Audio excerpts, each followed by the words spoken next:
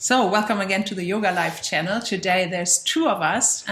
Guest today is Katie Rose, and my name is HENRIKE SCHREER, and we are going to have a chat about motherhood, the stresses of motherhood, and how to find sanity and inner peace in amidst single parenting. So Katie, what do you have to say? Oh, even as you just said the word motherhood and finding sanity, I just felt my body do this big kind of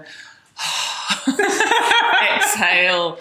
I think this conversation is one of those where there are no finite solutions or magic wands. I don't think that I have all the solutions or all the answers. But one thing I do know is that whenever I'm struggling with parenting or, just the journey of parenting, conversation with girlfriends is always incredibly helpful, and especially a friend who is a cheerleader and has been through something similar or is going through something similar. So hopefully it's certainly an enriching experience for us to be in dialogue about our parenting journey, and if we can share some of that might be helpful too. Yeah, and it's definitely been a thing for us over the last few years as we've both been on that single parenting journey. The difference is I only have one child. My son is 16. Katie has 4 of them, and that's something that at the same time I have admired from afar, and at the same time just asked myself over and over again, how the hell do you do that?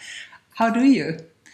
I have my moments of feeling like I'm nailing it and I'm kind of on my game, and other moments of just feeling like it's disastrous and the wheels completely fallen off. And I think that's the journey, right? It's the kind of the dance. It's in and out and up and down. I think one of the biggest challenges for me is my children are quite diverse in age. So my eldest is 13, and I'm often looking to you for advice because you're just a few years ahead. So sort of as we emerged into the, puberty experience and the teenage boys experience, I was getting a lot of insight from watching your journey at that time.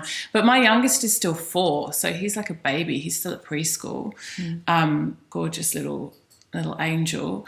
So yeah, it's like a huge age range. And then, one of the things we were talking about before is within all of that, within that journey and that story of being a mother, maintaining some sense of self. So to answer your question more specifically around, how do I cope or how do I manage? For me, one of the things that has been a non-negotiable and is a non-negotiable still is within that service of being a parent, within that service of being a mother, holding very, very strong to the necessity, actually the need for maintaining a sense of self. And what that looks like for me personally is continuing to work and having my work interests and doing work in the world that, lights me up and is my passion. And also having some social life as much as is possible, and other interests outside of the parenting journey. So I'm not kind of just lost in that sea of being a mum. Yeah, absolutely. And I found a similar thing actually, and this has been emerging for me over the last year or two mainly, is this sisterhood amongst women and amongst mothers. I used to be, when I was young, always the kind of person who would go, oh, it's equality for everyone. I've got the same opportunities studying. I've got the same job opportunities. And somehow in my 20s, that's actually what it felt like.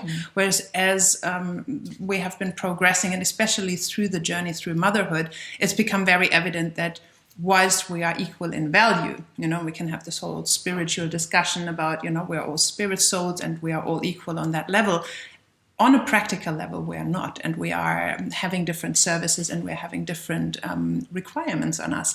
And so just in those last few years, this whole idea of having a strong feminine female circle around me, and that is not kind of coming from a place of not honoring men or not wanting men in my life, but kind of finding this support in the sisterhood that you wouldn't get on the same level with someone who's not on that exact same journey. So how do you do that? I know that, for example, I'm a part of several women's circles. I'm making much more of an effort than I used to be in regular touch with you, with a couple of other friends of mine. say, going for walks on the weekends with one of our friends, and just immersing myself into that feminine energy. How do you do that? I think, it is about conversation. And what I've learned, and I've learned this through not necessarily being that good at it always, is that it's as much a journey of listening as speaking. So I feel like especially in the early days of motherhood, it was so overwhelming. There was so much to absorb that I felt myself needing to kind of discharge some of that energy by talking a lot and kind of like feeling like I'm being heard. And now that's softened a little bit, and I'm much, much better at listening. So it's sort of the reciprocation of communicating out, but then also listening and absorbing in.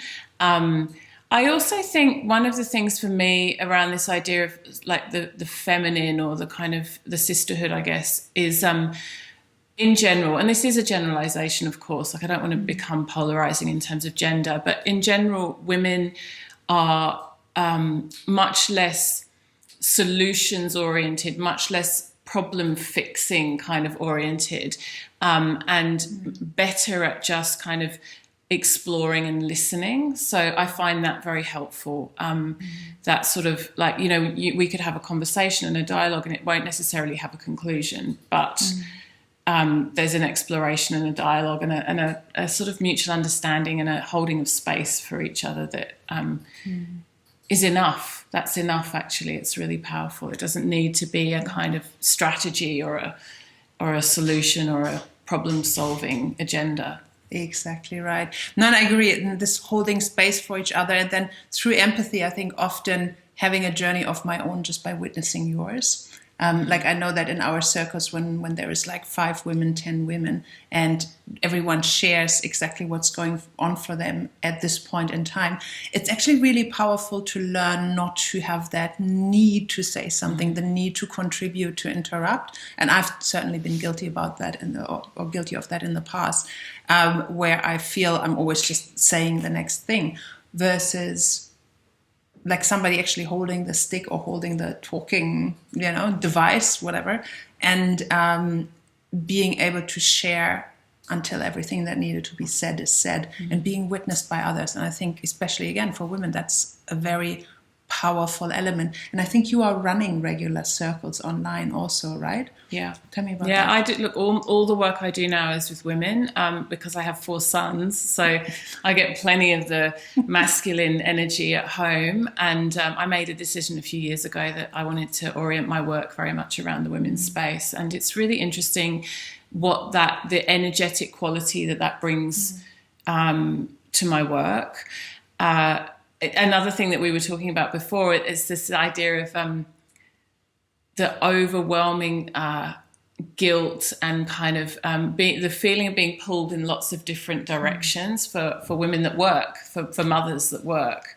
And so, it's a bit of a cliche to even speak about it, but it's such a true cliche, the idea that mom guilt. Yeah, when you're at work, you feel like you're not giving enough because there's a part of you that's always kind of with your kids and concerned about your kids and over here with them. And then when you're parenting, there's always that sense of, I've got this work to do. I've got this list of things to do piling up. And so that kind of feeling of being pulled apart a little bit, that was a really big one for me to be quite diligent in working on overcoming that and dropping it. And actually, in the yogic tradition, if we think about the system of karma, there's much less guilt embedded in that system than there is in for example, the Judeo-Christian system, which we were both raised in, which, even if you're not raised religious, the sort of overall paradigm that we live in is very much one of, there's a lot of guilt and shame culturally, let's just say that. So it's sort of almost like, as a woman, if you don't feel a bit guilty, what's wrong with you, right? Yeah. Like to just own sure. your kind of choices, especially around working and like so-called success or sort of keeping your career going. And then the flip side of that too is honouring and acknowledging and supporting the women who decide not to work, who want to full-time parent. That's also its own beautiful journey, its own beautiful karma. So, yes, the women's circles and the women's work for me has been very much part of being engaged in that sort of self-led creation of the balance between my work in the world and also my work as a mother.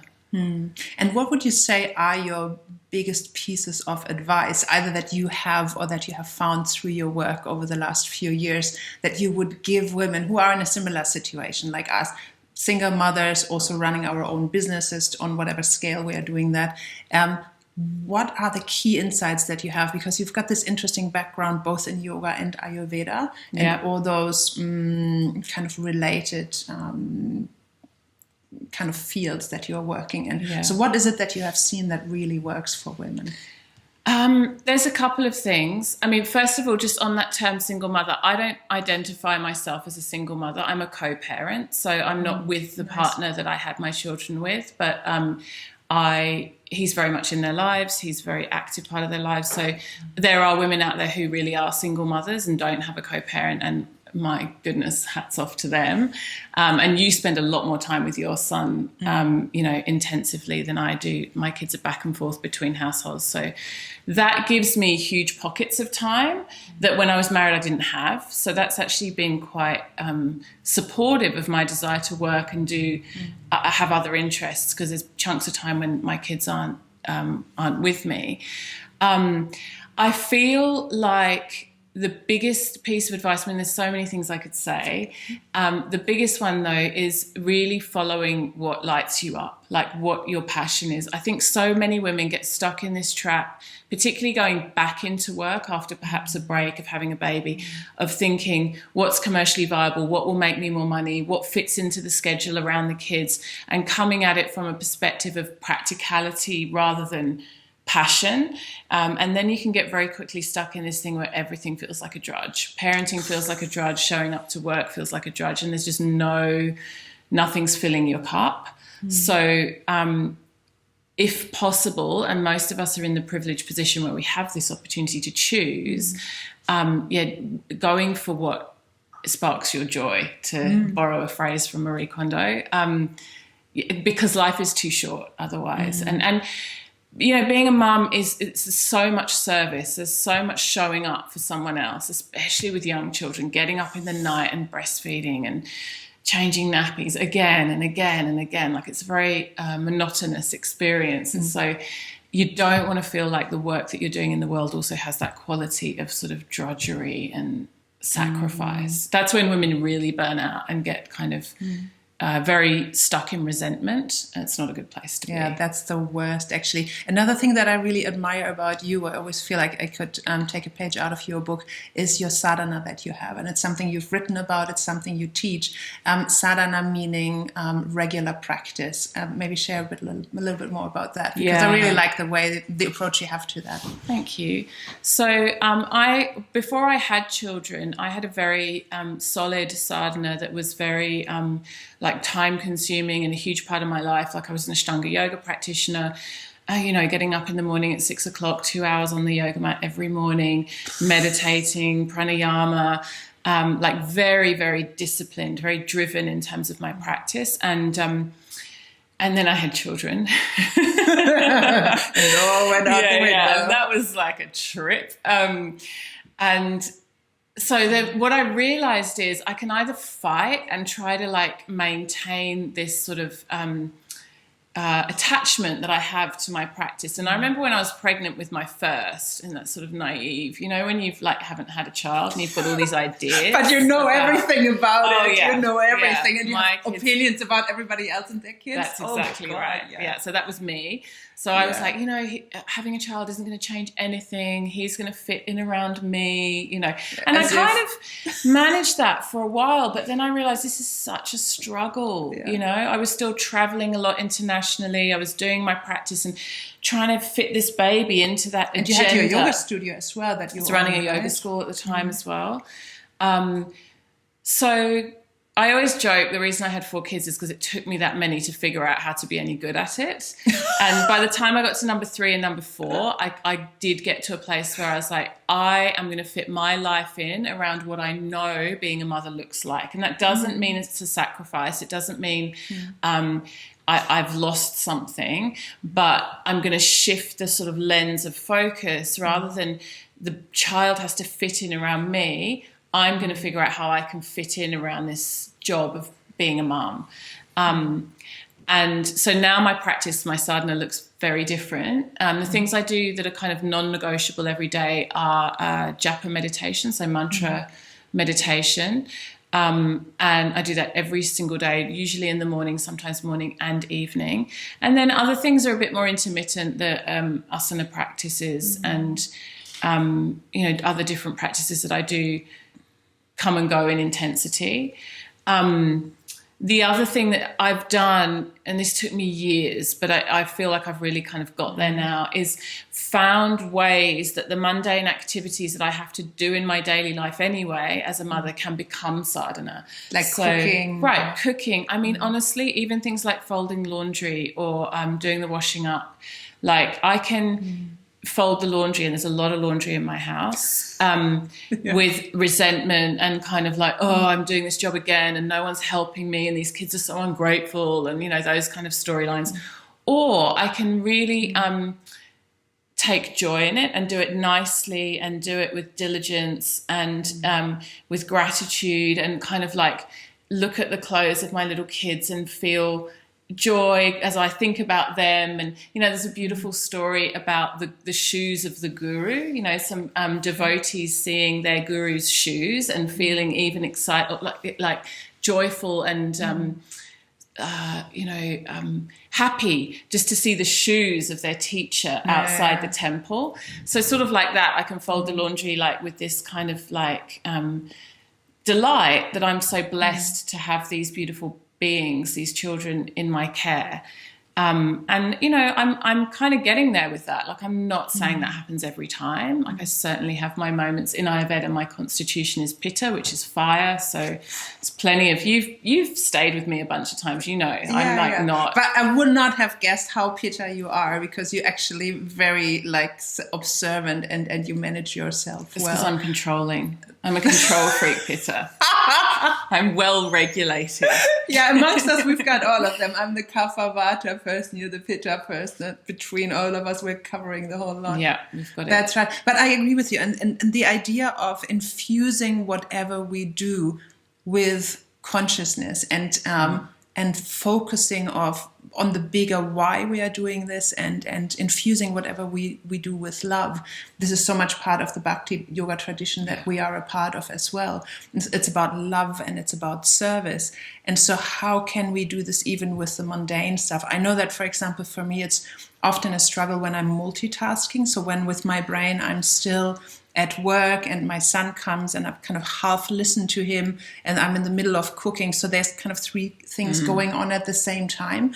And I wouldn't even say I'm incredibly good at managing this. Like there's often times when just my head is all over the place, but bringing it back and resetting the intention, also not judging ourselves too harshly, I think, when we fall off the bandwagon and just go like, okay, today's a new day, I'll try it again. And always coming back to the idea of that whilst I don't always have a choice around what's going on the outside and the crazy stuff that happens with kids in the house, with a business, that I have 100% choice about my attitude towards it and about how I, basically what it comes back down to is I've been handed this set of cards, but I have a choice about how I play them, right?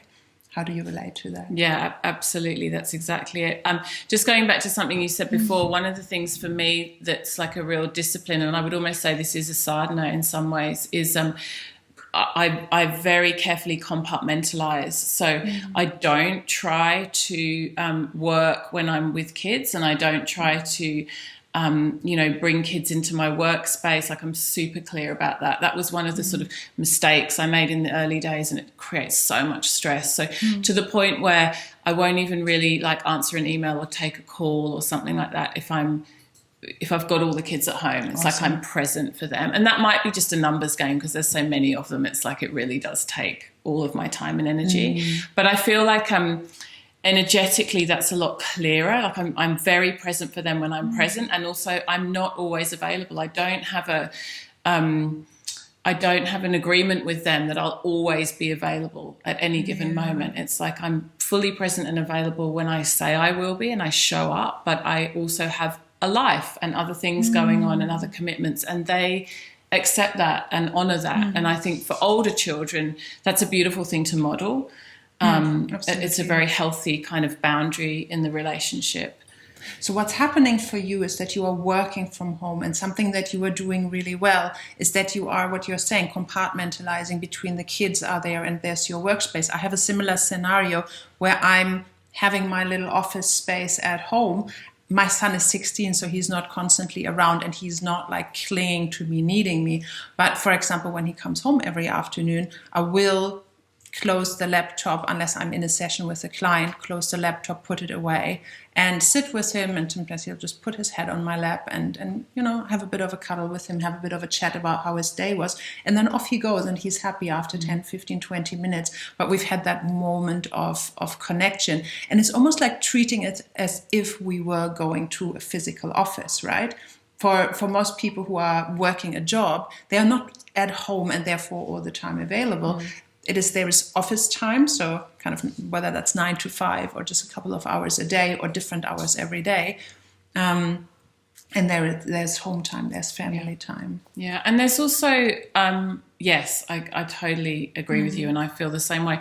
And I'm not going to lie, I've made sacrifices to be available for my children. That was my own personal choice. You know, I at one point had 4 yoga studios in Sydney after I had my second child.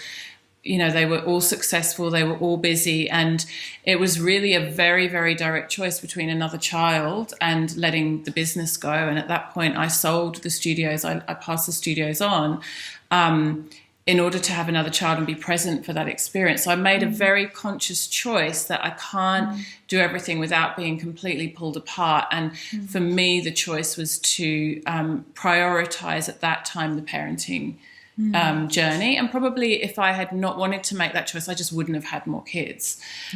So there are, I don't know if I want to use the word sacrifices, but there are choices that we make, and then it's like honoring those choices and not becoming like, not getting into the martyr energy. You know, I really don't, as a mum and as a woman, I really don't want to do that naggy, nasty, look what I've done for you kind of energy. I really, if I feel that coming up in myself or I see that in my communication with my kids, I work very hard to come back from that. I've got a question for you, because you were just talking about Max, you have Big Max and I have Little Max. And this idea of the connection, you know, having those moments of connection. So this is a sort of a question around age of children. Like, I remember when all my kids were very young, feeling like, oh God, it will be so much easier when they're older because they won't need me so much. You know, it won't be so intensively hands-on.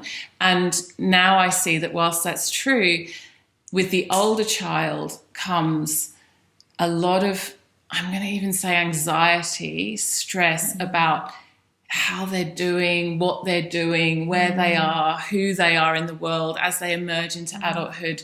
Just sort of like this, I feel it like almost like a sort of connection, like a umbilical cord. It's still attached kind of connection. And I'm wondering, because you're a few years ahead of the journey with me, you know, from where I am, how's that for you? How does that go? Like the letting go and then the pulling back in and that whole dance. I think I've always been quite a letting go kind of mom anyway. And my disclaimer here is I think very far from being a perfect mother. I often look at other mothers and at other people with their kids, and I go like, oh, I should be doing more of this. I should be doing more of that. Like I have for years prioritized business over my kid, and in hindsight, sometimes I'm thinking like, wow, I'm not sure if I got the balance right there. And at the same time, and looking at it now, we have a really strong connection. Like we are not two people who will be doing stuff together all the time.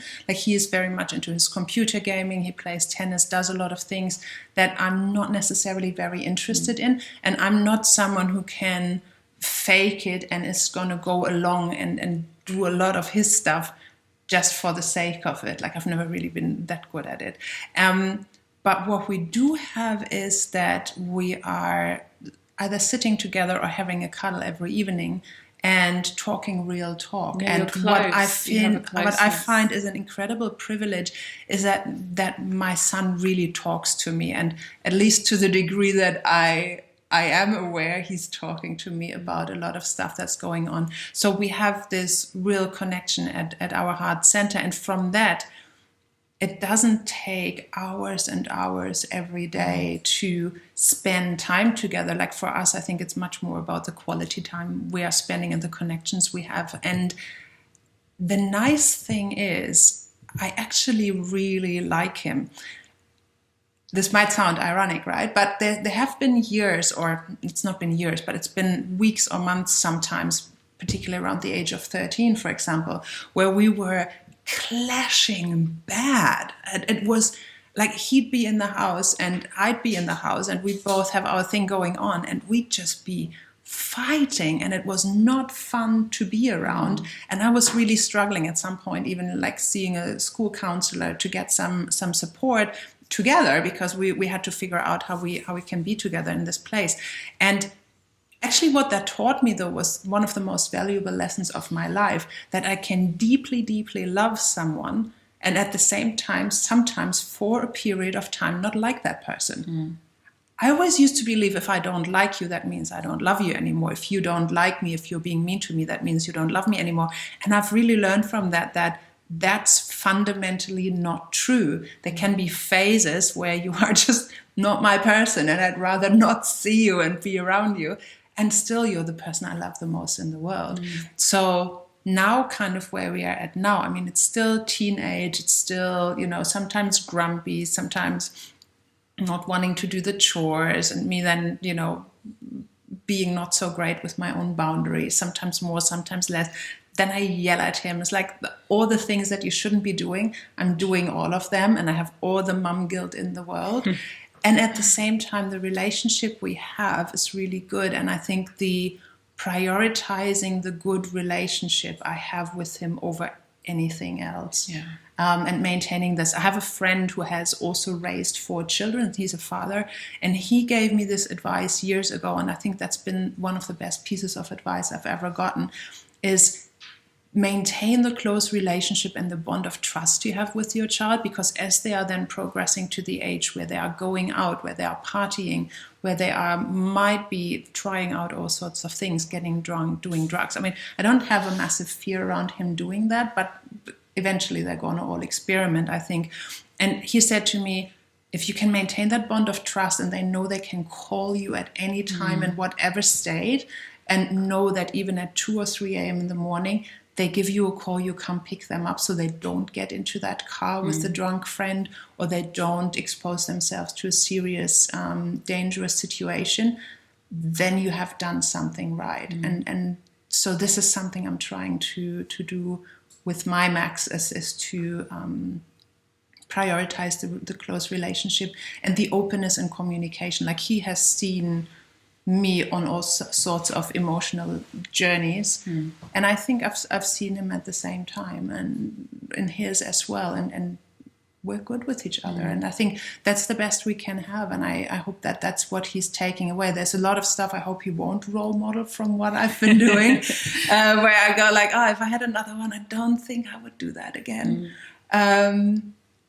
But yeah, the relationship and the being real with each other, I think that's really important. Yeah, I think what I heard in what you were saying just then is there's something around showing up as a complete person. So you haven't presented yourself to him as some kind of perfect role model or some sort of ideal, or hidden the shadow sides, like the parts of you that are it's not for lack of trying. I have tried, it's just not working. You're like a whole human. You're an authentic. And so then that gives him the opportunity to show up in the same way, right? And part of that, I think this is a good place to kind of round this conversation up.